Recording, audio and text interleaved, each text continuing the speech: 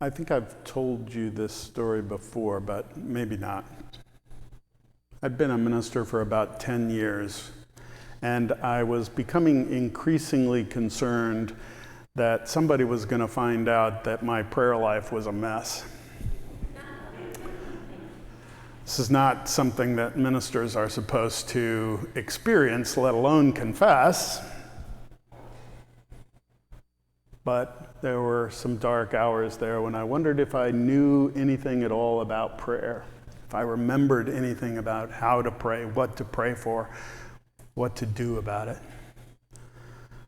I'd sit down to pray, schedule it on my calendar, sit down at the appointed hour, enter into silence, and find that my mind was like a little puppy dog running around sniffing everything in sight, every scent a new adventure. My mind just going, gone. How was I supposed to do this? Well, the good news was I was signed up for a retreat, a week-long workshop by the Alban Institute on, the title was New Visions for the Long Pastorate. That was good. I signed up. I'd been a pastor for a long time already and was gearing up for the next 10. And so I went. And we were invited at one point to enter into a time of silence. And the instructor, Roy Oswald, had us put a piece of paper on the desk in front of us and a pencil in our hands. And we were to simply make a mark on the paper every time a new thought entered our minds. And then he kept silence for 60 seconds. I counted 35 marks on my paper. And one unfortunate next to me had 112.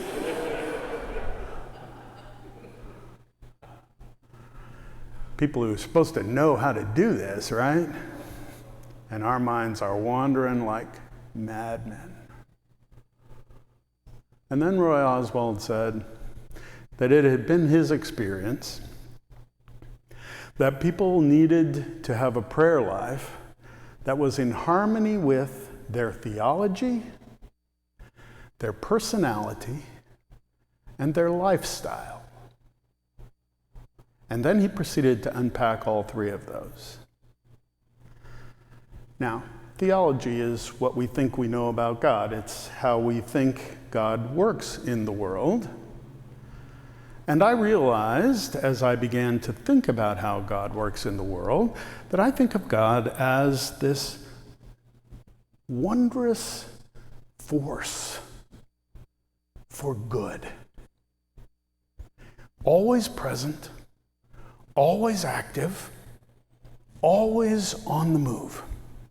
Always available to each living creature in any moment to turn and say, what would be the best? What would be the best choice for me right now? God is always present, so we don't have to ask God to show up. Prayer doesn't need to petition God to arrive. God's already here in my theology. What I needed help with is remembering that. Well, as I thought about my scheduled prayer time and sitting down and trying to discipline myself, I realized that I was praying to God to show up pointlessly, needlessly, out of step with what I already believe God to be doing and being. God is always, already stirring in our hearts, moving among us to make the world and our lives better. That's already happening. When I am confused, God isn't. When I am unsure, God can help. But what I needed to do was to to trust God's ever-presence, not confine God to prayer times, but to open my heart to the ever-presence of God, which led me into things like noticing this world we live in. Noticing something as small as a tree or a leaf, the smile of a friend, the leap that comes in your heart when you hear good news from someone you love. And to be grateful in that moment for that, because God has been working in us and through us to bring that into being. And it led me then to courage. For when I am confronted with things that I know are not right or good or not true, and I am afraid, I know that God is always already there, stirring us and those around me to stand up, to be bold, to be brave, to be with. Now, the point here is not that you have to adopt my theology. If you do, that's great. If you have a different one, that's fine. The point here is to make your prayer life match what you believe God to be about. Match your prayer life to what you think God is doing, the way you think God works in this world. And then Oswald said, it needs to match your personality. And I thought, wow, theology, big, high-minded thing. My personality is kind of a small little thing. But when I started thinking about it, the first thing that I thought of is, I'm really better in groups than I am by myself. That's who I am. That's my personality. I like being with other people. Being with other people makes me better. It encourages my creativity. It helps me to think. It helps me to process. Maybe sitting by myself in my office is not the best way for me to pray. Maybe I need to be out and among, to be with, to be mindful of others, to see other eyes and to listen and hear with my ears what other mouths are saying. My prayer life, I decided in that moment, needed to be interactive. It needed to be found in others. Now, what does that mean? Well, I'm in contact with other people all day. You are too. You can't avoid them, right? And even if you're trying, you can't avoid other people. But you can begin to see in them invitations to pray. You can hear their words and turn to the one who is ever present and lift them to God, to be the voice of good news, the voice of encouragement, the voice of support for them when they have nothing of their own. Does that make sense? Now again, the point is not that you have to match my personality. You've got a perfectly good personality yourself. But what you need to do is to make sure that your prayer life, the way you try to approach God, is in harmony with who you are. God doesn't ask you to pretend to be something you're not. Don't try to turn yourself into a mystic if that isn't who you are. Simply be who you are and give God the glory. Oswald said, your prayer needs to match your lifestyle. Well, I don't know about your lifestyle, but my lifestyle is that puppy dog. I go from place to place. Things pop up all the time. Distractions all around me. Things that look interesting, things I should do, things other people think I should do and read and see and take part in, polls I should take. We're busy. We rush from place to place. We can barely hold ourselves in one place long enough to have a coherent thought. The very idea that I can carve into my schedule half-hour prayer blocks to sit in silence, well, there's no way. There's no earthly way I can do that. So, how does one live and pray in these busy times?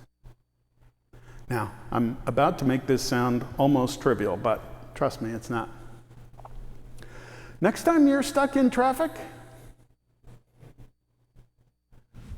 say the Lord's Prayer. Just do it. You don't even have to close your eyes. Just do it. It'll change you. It'll change the way you feel about where you are. It'll change the way you think about the people around you. I had a parishioner in Maine who said that he did his best praying whenever he brushes his teeth. Now think about that. We brush our teeth twice a day. We have to, right? Everybody does that. And what do you do while you brush your teeth? You're not doing anything important, right? I mean, you're cleaning your teeth, but you're not thinking about anything that matters. What if that became an opportunity for prayer? For tuning your mind to the ever-present love of God, always and already present, and the ways in which the day to come or the night which has at last arrived can be shifted to be in tune with what God wills. And maybe you've reached the point of your life where you're not quite so busy, where you've got time on your hands. And if so, what are you going to do with that time? You don't have to do one more crossword puzzle or turn on the TV one more time or take a moment. Shift your focus. Think about the ever-present love of God, the one who is always present, who is always and already trying to make the world full and rich and wondrous and good. And see if that doesn't change your thinking about what you might do in this next moment of time.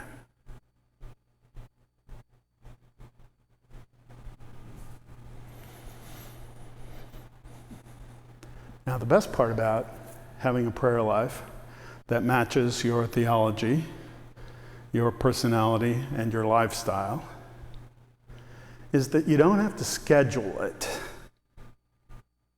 You don't have to lament the fact that the kids are screaming and you can't get the quiet you need. You don't have to worry about sitting down and finding that quiet space. Prayer has become a part of you. It has become a part of your life, your existence, your experience. It becomes as natural to you as breathing.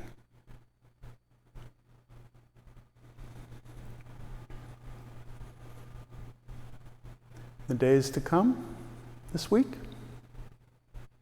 I encourage you. Find a moment to think about how you think God works in this world. To think about who you are in your uniqueness. When are you at your best? When are you at your worst? When are you accessible to learn something new? When are you likely to be closed down by fear or unhappiness? And think about your lifestyle. Think about where those moments are in your day. When instead of frittering it away on one more internet poll or one more round of cursing at the driver in front of you who just cut you off or letting your mind wander uselessly, becoming disciplined enough to invite God into your heart and into your prayer. Think about it. And then tell me about it, because I'm better in groups. Thanks be to God. Amen.